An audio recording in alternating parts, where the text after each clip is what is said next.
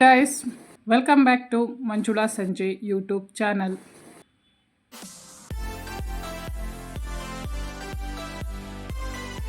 ಇವತ್ತಂತೂ ಬೆಳಗ್ಗೆ ಎದ್ದ ತಕ್ಷಣ ತುಂಬಾ ಬೇಜಾರು ವಿಷಯ. ಯಾಕಂದರೆ ನಮ್ಮನೆ ಪಕ್ಕದ ರೋಡಲ್ಲಿ ಒಬ್ಬರು ತೀರೋಗಿದ್ರು. ತುಂಬ ಬೇಜಾರಾಯಿತು. ಅವ್ರನ್ನ ಹೋಗಿ ನೋಡ್ಕೊಂಡು ಬಂದು ತಿಂಡಿಗೆ ಅಂತೇಳಿ ಇಡ್ಲಿ ಆಲ್ರೆಡಿ ರೆಡಿ ಮಾಡಿಟ್ಟಿದ್ರು. ಇಡ್ಲಿಗೆ ಸಿಂಪಲ್ಲಾಗಿ ಚಟ್ನಿನೂ ರೆಡಿ ಆಯಿತು. ಇನ್ನು ನನ್ನ ಮಗಳೇ ಇರಲಿಲ್ಲ. ಹಾಗಾಗಿ ಎಲ್ಲ ಕೆಲಸನೂ ಬೇಗ ಮುಗಿಸಿ ಇವತ್ತು ನಮಗೆ ಮೌರ್ಯ ಪ್ಯಾಲೇಸ್ ಹೋಟೆಲಲ್ಲಿ ಒಂದು ಸೆಮಿನಾರ್ ಇತ್ತು. ಹಾಗಾಗಿ ಮನೇಲೇ ಕೂತ್ಕೊಂಡು ರೆಡಿಯಾಗಿ ಎಲ್ಲರಿಗೂ ಫಾಲೋಅಪ್ ಮಾಡೋಣ ಅಂಥೇಳಿ ಕೂತ್ಕೊಂಡು ಫಾಲೋಅಪ್ ಮಾಡ್ತಾಯಿದ್ದೆ. ಕೆಲವೊಬ್ಬರು ಚೆನ್ನಾಗಿ ರೆಸ್ಪಾನ್ಸ್ ಮಾಡ್ತಾಯಿದ್ರು, ಖುಷಿ ಆಯಿತು. ಇನ್ನು ಕೆಲವೊಬ್ಬರು ರಿಸೀವ್ ಮಾಡಲಿಲ್ಲ. ಸರಿ, ಅಲ್ಲೊಂದು ಸಲ ಹೋಗಿ ಫಾಲೋಅಪ್ ಮಾಡೋಣ ಅಂಥೇಳಿ ಸ್ವಲ್ಪ ಬೇಗನೆ ಹೊರಟೆ. ಇನ್ನು ಆನ್ ದ ವೇ ಇವತ್ತು ಶನಿವಾರ ಆದ್ದರಿಂದ ಇದು ಸಯ್ಯಾಜಿರಾವ್ ರೋಡು. ಇಲ್ಲಿ ಶನಿಮಾತ್ಮದು ಒಂದು ಪುಟ್ಟ ದೇವಸ್ಥಾನ ಇದೆ. ಇಲ್ಲಿ ಬಂದು ದೀಪ ಹಚ್ಚಿ ಎಳ್ಬತ್ತಿ ಹಚ್ಚಿ ಹೋಗೋಣ ಅಂಥೇಳಿ ಅಲ್ಲೇ ಇಳಿದೆ. ಸಾಕಷ್ಟು ಜನ ಆಲ್ರೆಡಿ ಬಂದು ತುಂಬ ಜನ ಪೂಜೆ ಮಾಡ್ತಾಯಿದ್ರು. ಇಲ್ಲೇ ಎಳ್ಬತ್ತಿ ಸಿಗುತ್ತೆ, ಪೂಜೆಗೆ ಬೇಕಾಗಿರುವಂತಹ ಎಲ್ಲ ಐಟಮ್ಸ್ಗಳು ಇಲ್ಲೇ ಸಿಗುತ್ತೆ. ಹೂವು ಮತ್ತು ತುಳಸಿ ಕೂಡ ಅಷ್ಟೇ ಇಲ್ಲೇ ತುಂಬ ಜನ ಮಾರ್ತಾಯಿದ್ದಾರೆ. ಹಾಗಾಗಿ ಪೂಜೆಗೆ ಬಂದವರೆಲ್ರಿಗೂ ಏನೆಲ್ಲ ಸಾಮಗ್ರಿಗಳು ಬೇಕು ಚೆನ್ನಾಗಿ ಸಿಗುತ್ತೆ. ನನಗೂ ಆನ್ ದ ವೇ ಇನ್ನೂ ಸ್ವಲ್ಪ ಟೈಮ್ ಇತ್ತು. ಹಾಗಾಗಿ ಕರ್ಪೂರ ಹಚ್ಚಿ ಎಳ್ಬತ್ತಿ ಹಚ್ಚಿ ಹೋಗೋಣ ಅಂಥೇಳಿ ಬಂದೆ. ಎಳ್ಬತ್ತಿ ಮನೇಲಿ ಮಾಡಬೇಕು ಅಂತ ಅನ್ಕೋತೀನಿ, ಟೈಮೇ ಆಗೋದಿಲ್ಲ, ನೆನಪೇ ಆಗೋದಿಲ್ಲ. ಒಟ್ಟಿನಲ್ಲಿ ಪೂಜೆ ಅಂತೂ ಸಿಂಪಲಾಗಿ ಆಯಿತು. ಇಲ್ಲಿ ಏನು ಅಂದರೆ ಯಾರಿಗೆ ಯಾವ ಥರ ಪೂಜೆ ಬೇಕು, ಕರ್ಪೂರ ಹಚ್ಚಬೇಕು, ಗಂಧದ ಕಡ್ಡಿ ಹಚ್ಚಬೇಕು, ಹೂವು ಅಲಂಕಾರ ಮಾಡಬೇಕು, ಅವರವರೇ ಮಾಡ್ಬೋದು. ತುಂಬ ಚೆನ್ನಾಗಿದೆ. ಇವರು ತುಂಬ ವರ್ಷದಿಂದನೂ ಇಲ್ಲೇ ಹೂವು ಮಾರ್ತಾರೆ. ಎಳ್ಬತ್ತಿ ಮಾರ್ತಾರೆ, ಕರ್ಪೂರ, ಗಂಧದ ಕಡ್ಡಿ, ಹೂವು ಪ್ರತಿಯೊಂದು ಇಲ್ಲೇ ಇವರೇ ಮಾರೋದ್ರಿಂದ ನಮಗೇನು ತರಬೇಕು ಅಂತೇನಿಲ್ಲ. ಮರ್ತೋದ್ರೂ ಕೂಡ ಇಲ್ಲಿ ಆರಾಮಾಗಿ ಸಿಗುತ್ತೆ. ಪುಟ್ಟ ದೇವಸ್ಥಾನ, ಬಟ್ ತುಂಬ ಜನ ಬರ್ತಾರೆ. ಈ ಸರೌಂಡಿಗಳೆಲ್ಲರೂ ಬರ್ತಾರೆ. ಇನ್ನೂ ಒಂದಿದೆ ಕೆರೆ ಆಸ್ಪತ್ರೆ ಪಕ್ಕನೇ, ಅದಕ್ಕೂ ಇದಕ್ಕೂ ತುಂಬ ಹತ್ತಿರ. ಬಟ್ ಆ ರೂಟಲ್ಲಿ ನಾನು ಬರಲ್ವಲ್ಲ, ಹಾಗಾಗಿ ಅಲ್ಲಿಗೆ ಹೋಗಿಲ್ಲ. ಈ ರೂಟಲ್ಲಿ ನಾನು ಜಾಸ್ತಿ ಓಡಾಡೋದ್ರಿಂದ ನನಗೆ ಆನ್ ದ ವೇ ಮರ್ತೋದ್ರೂ ಕೂಡ ಈ ರೂಟಲ್ಲಿ ಬರೋದ್ರಿಂದ ನೆನಪಾಗುತ್ತೆ. ಇನ್ನು ಒಳ್ಳೆ ದೇವ್ರ ಪೂಜೆ ಆಯಿತು. ನೋಡಿದ ತಕ್ಷಣ ಖುಷಿ ಆಯಿತು. ಎಳ್ಬತ್ತಿನೂ ಹಚ್ಚಿದೆ, ಸಮಾಧಾನ ಆಯಿತು.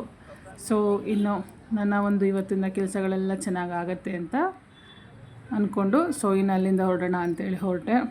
ಬೆಳಗ್ಗೆನೇ ಇನ್ನೂ 11 ಗಂಟೆ ಸಮಯ. 11 ಗಂಟೆಗೇ ಎಷ್ಟು ಬಿಸಿಲಿದೆ. ಸ್ವಲ್ಪ ಮಳೆ ಬಂದರೆ ಸ್ವಲ್ಪ ತಣ್ಣಗಾಗುತ್ತೆ. ಇನ್ನು ಒಂದು 3 or 4 ಡೇಸ್ ಮಳೆ ಕಂಟಿನ್ಯೂಸ್ ಆಗಿ ಬಂದರೆ ಸ್ವಲ್ಪ ತಣ್ಣಗಾಗುತ್ತೆ. ಜೊತೆಗೆ ಹೆಚ್ಚು ಮಾನ್ಸೂನ್ ಕೂಡ ಬರುತ್ತೆ.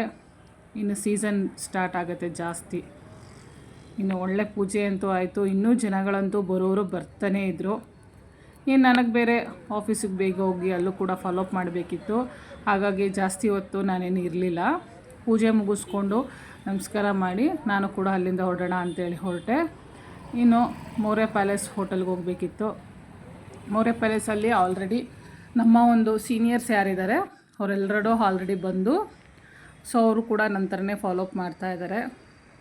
ಇನ್ನು ಮೌರ್ಯ ಪ್ಯಾಲೇಸಲ್ಲಿ ಫಸ್ಟ್ ಫ್ಲೋರಲ್ಲಿ, ಇಲ್ಲಾಂದರೆ 5th ಫ್ಲೋರಲ್ಲಿ ನಮಗೆ ಈ ಥರ ಒಂದು ಸೆಮಿನಾರ್ ಮಾಡೋದಕ್ಕೆ, ಪ್ರೋಗ್ರಾಮ್ ಮಾಡೋದಕ್ಕೆ ಅವಕಾಶ ಮಾಡಿಕೊಡ್ತಾರೆ. ಈ ಸಲ ಫಸ್ಟ್ ಫ್ಲೋರಲ್ಲೇ ಕೊಟ್ಟಿದ್ದೀನಿ ಅಂತ ಹೇಳ್ತಾಯಿದ್ರು. ನೋಡೋಣ. ಇನ್ನು ಟೂರಿಸ್ಟ್ ಬಸ್ಗಳಂತೂ ತುಂಬ ಇದೆ.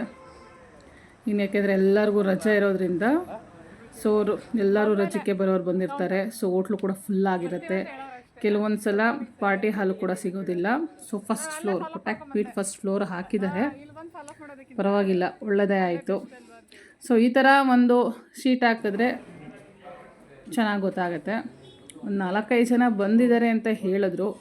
ಸರಿ ನೋಡೋಣ ಅಂಥೇಳಿ ಕೆಳಗಡೆ ಇದ್ದವರೆಲ್ಲರೂ ಮಾತಾಡಿಸ್ಕೊಂಡು ಫಸ್ಟ್ ಫ್ಲೋರ್ ಅಲ್ವಾ ಅಂಥೇಳಿ ನಾನು ಸ್ಟೇರ್ ಕೇಸಲ್ಲಿ ಹತ್ಕೊಂಡು ಬರೋಣ ಅಂಥೇಳಿ ಅಲ್ಲಿಂದನೇ ಹೊರಟೆ. ಇನ್ನು ಆಲ್ಮೋಸ್ಟ್ ಈ ನಮ್ಮ ಒಂದು ಸೆಮಿನಾರ್ಗೆ ಬರೋದೆಲ್ಲರೂ ರಿಟೈರ್ಡ್ ಅಫಿಷಿಯಲ್ಸ್ಗಳೇ. ಲಿಫ್ಟು ಕೂಡ ಇದೆ, ಅದನ್ನು ಕೂಡ ಯೂಸ್ ಮಾಡ್ಕೊಂಡು ಬರ್ಬೋದು. ಇನ್ನು ಫಸ್ಟ್ ಫ್ಲೋರ್ ಆದ್ದರಿಂದ ಈಸಿನೇ. ಆಲ್ರೆಡಿ ಚೇರ್ಸ್ ಎಲ್ಲ ನೀಟಾಗಿ ಅರೇಂಜ್ಮೆಂಟ್ ಮಾಡಿದ್ದಾರೆ. ಮ್ಯಾನೇಜರ್ಸ್ ಕೂಡ ಇದ್ದಾರೆ, ನಮ್ಮ ಸೀನಿಯರ್ ಸಪೋರ್ಟರು ಕೂಡ ಇದ್ದಾರೆ. ಇದೇ ಒಂದು 2-3 ಜನ ಬಂದಿದ್ದಾರೆ ಅಷ್ಟೇ. ಆಲ್ರೆಡಿ ಇದೆ, ಇನ್ನು ಬರೋರೆಲ್ಲ ಬರಬೇಕು. ನನ್ನ ಒಂದು ಎಕ್ಸ್ಪೆಕ್ಟೇಷನ್ನು ಇವತ್ತು ಒಂದು 10-15 ಮೆಂಬರ್ಸ್ ಬರ್ಬೋದು ಅಂದ್ಕೊಂಡಿದ್ದೀನಿ. ಅಟ್ಲೀಸ್ಟ್ 10 ಮೆಂಬರ್ಸ್ ಬಂದರು ಓಕೆನೇ. ಇನ್ನು ಸಾಕಷ್ಟು ಕಾದ್ವಿ, ಒಂದು 7-8 ಮೆಂಬರ್ಸ್ ಬಂದರು. ಟೀ ಕಾಫಿ ಕೂಡ ಬಿಸಿ ಬಿಸಿ ಟೀ ಕಾಫಿ ಬಂತು. ಟೀ ಕಾಫಿ ಎರಡೂ ಚೆನ್ನಾಗಿರುತ್ತೆ, ಬಟ್ ನಮ್ಮಲ್ಲಿ ಹೆಚ್ಚು ರಿಟೈರ್ಡ್ ಅಫಿಷಿಯಲ್ಸ್ ಬರೋದ್ರಿಂದ ಶುಗರ್ನ ನಾವು ಸ್ವಲ್ಪ ಕಮ್ಮಿನೇ ಮಾಡಿಸ್ತೀವಿ. ನಾವು ಕುಡಿಬೋದು, ಜೊತೆಗೆ ಬಂದವರು ಕೂಡ ಆರಾಮಾಗಿ ಯಾವುದೇ ಚಿಂತೆ ಇಲ್ಲದೇ ಕುಡಿಬೋದು. ಇನ್ನು ಕಡಿಮೆ ಜನ ಬಂದಿರೋದು, ಒಂದು 7-8 ಜನ ಅಷ್ಟೇ. ಬಟ್ ನಮ್ಮ ಮ್ಯಾನೇಜರು ವೇಟ್ ಮಾಡೋದು ಬೇಡ, ಸ್ಟಾರ್ಟ್ ಮಾಡೋಣ ಮೀಟಿಂಗ್ ಅಂತೇಳಿ ಸ್ಟಾರ್ಟ್ ಮಾಡಿದ್ರು. ಇನ್ನೊಂದು 3-4 ಜನ ಬರಬೇಕಿತ್ತು, ಬಂದಿದ್ರೆ ಚೆನ್ನಾಗಿರ್ತಾಯಿತ್ತು. ನೋಡೋಣ ಇನ್ಯಾರ್ಯಾರು ಬರ್ತಾರೆ ಅಂತ ಅಂದ್ಕೊಂಡು ನಾವು ವೇಟ್ ಮಾಡಿದ್ವಿ. ಇನ್ನು ಬರೋರು ಯಾರೂ ಬರಲೇ ಇಲ್ಲ. ಜಾಸ್ತಿ ಜನ ಇದ್ದಷ್ಟು ಈ ಒಂದು ಸೆಮಿನಾರು ಚೆನ್ನಾಗಿ ಕಳೆ ಕಟ್ಟುತ್ತೆ. ಬಟ್ ಅಷ್ಟು ಜನ ಇಲ್ಲ. ಎಕ್ಸ್ಪೆಕ್ಟೇಷನ್ ಇತ್ತು ಇನ್ನೊಂದು 4-5 ಜನ ಯಾರೋ ಬರ್ತಾರೆ ಅಂತ, ಬಟ್ ಬರಲಿಲ್ಲ, ಏನೂ ಮಾಡೋಕ್ಕಾಗಲ್ಲ. ಸೊ ಇದ್ದಷ್ಟು ಜನಕ್ಕೇ ಚೆನ್ನಾಗಿ ಮ್ಯಾನೇಜರು ನೀಟಾಗಿ ಎಲ್ಲ ಅವರು ಒಂದು ಸೆಮಿನಾರ್ನ ತೊಗೊಂಡ್ರು. ಖುಷಿಯಾಯಿತು. ಇನ್ನು ಊಟಕ್ಕೆ ಅಂತೂ ಎಲ್ಲ ರೆಡಿ ಮಾಡಿದ್ರು. ಇಷ್ಟು ಜನಕ್ಕೆ ಅಂತ ಆಲ್ರೆಡಿ ಇವರು ಪ್ರಿಪೇರ್ ಆಗಿಬಿಟ್ಟಿರ್ತಾರೆ. ಸೊ 25 ಜನ compulsory minimum. So basically dry jamun, bajji, ಬಾತು, white rice, rasam plus rice. Rasam ಅಂತೂ ನೋಡೋಕೆ ತುಂಬ ಚೆನ್ನಾಗಿದೆ, ಗಮ್ಮಂತಿದೆ. ಗಟ್ಟಿ ಮೊಸರು, ಉಪ್ಪಿನಕಾಯಿ, ಫ್ರೂಟ್ಸ್ ಸಲಾಡ್ ಜೊತೆಗೆ ಹಪ್ಪಳ.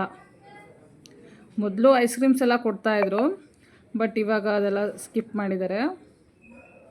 ಬಟ್ ಊಟ ಅಂತೂ ತುಂಬ ಚೆನ್ನಾಗಿರುತ್ತೆ, ತುಂಬ ನೀಟಾಗಿ ಎಲ್ಲನೂ ಮಾಡಿಕೊಡ್ತಾರೆ, ಅದು ತುಂಬ ಖುಷಿ.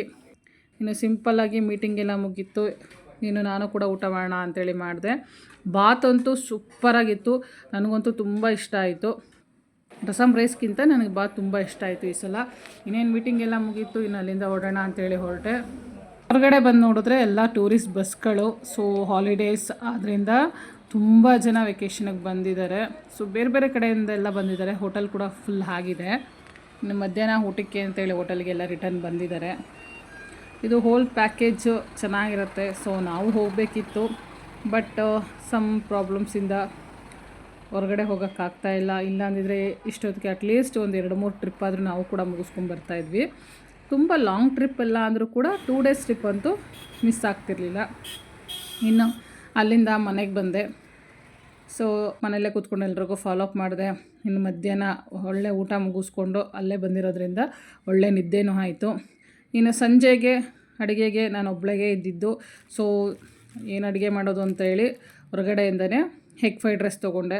ಬಿಸಿ ಬಿಸಿ ಎಗ್ ಫ್ರೈಡ್ ರೈಸು ತುಂಬಾ ಚೆನ್ನಾಗಿತ್ತು, ಸಖತ್ತು ಇಷ್ಟ ಆಯಿತು. ಸಮ್ಟೈಮ್ಸು ಒಬ್ರಿಗೆ ಮನೇಲಿ ಅಡುಗೆ ಮಾಡೋದಕ್ಕೆ ಬೇಜಾರಾಗುತ್ತೆ. ಸೊ ಹಾಗಾಗಿ ಈ ಥರ ಹೊರಗಡೆ ಆದರೆ ಒಂದೊಂದು ಟೈಮಲ್ಲಿ ತಿನ್ಕೋಬೋದು. ಸೊ ಒಳ್ಳೆ ಎಗ್ ಫ್ರೈಡ್ ರೈಸ್ ಆಯಿತು. ಅದಾದಮೇಲೆ ಇನ್ನು ನೈಟು ಒಳ್ಳೆ ಐಸ್ ಕ್ರೀಮು. ಬೇಸಿಗೆ ಟೈಮಲ್ಲಿ 3 ಹೊತ್ತು ಐಸ್ ಕ್ರೀಮ್ ಕೊಟ್ಟರು ತಿನ್ಬೋದು.